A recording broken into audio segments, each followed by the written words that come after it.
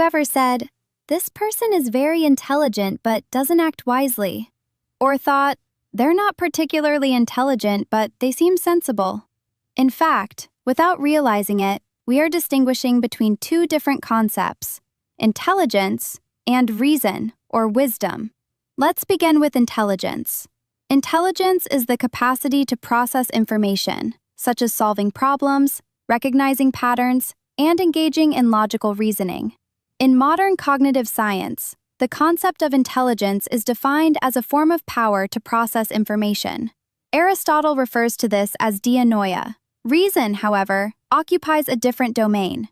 Reason asks how and for what purpose this capacity should be used. Should I do this?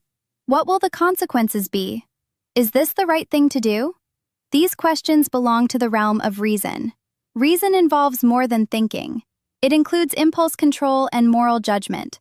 Aristotle referred to this capacity as phronesis, that is, practical wisdom. In short, it is the ability to do the right thing, at the right time, and in the right way.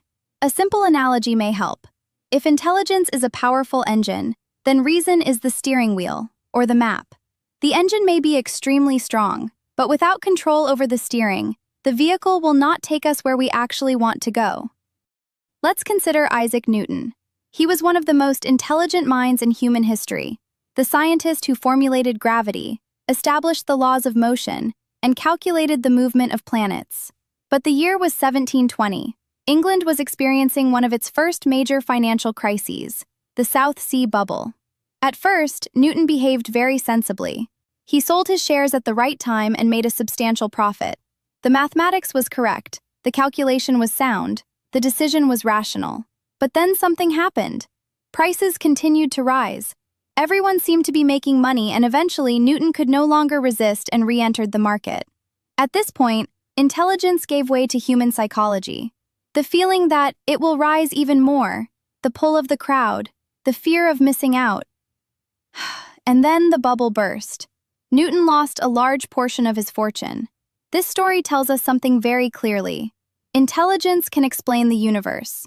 But reason, the ability to stop, to wait, and to resist the crowd, is a very different ability. So let me ask you, was the last decision you made the product of your intelligence or of your reason?